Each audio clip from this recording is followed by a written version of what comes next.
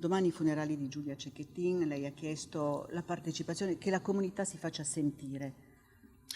Ma si farà sentire, dico anche nelle diverse dimensioni, diverse misure, nelle diverse modalità, ognuno di noi da abbassare una serranda a 5 minuti alle 11. Alle 11 suonerà la campana a morto e inizia il funerale.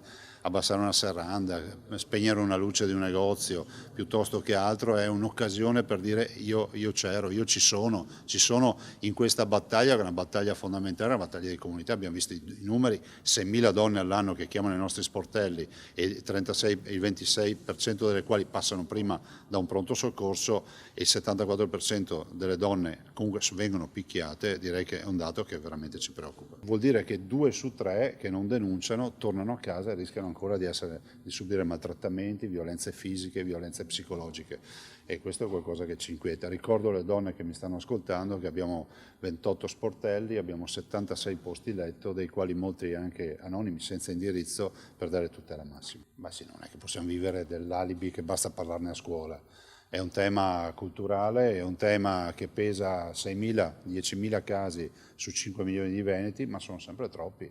Dire poi che questo è frutto di una società patriarcale o che è una società patriarcale, io non mi sento di dirlo, dico piuttosto che questo è frutto di qualche sacca rappresentata da trogloditi che trattano male le donne, o peggio ancora, o comunque da persone che sono malate, che non hanno una gestione dei loro sentimenti, della loro sfera emozionale.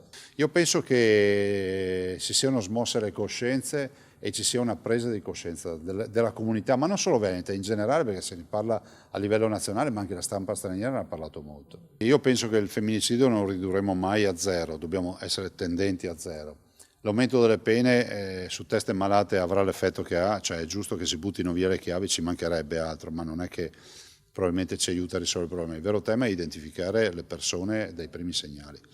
Penso che se avessimo avuto un lavoro fatto fianco a fianco di comunità, penso ipoteticamente, avendo oggi ripresentato il caso del Turetta che stalkerizzava, che ossessionava, che angosciava la sua ex fidanzata, probabilmente qualcuno si porrebbe qualche domanda alla luce di quello che accade.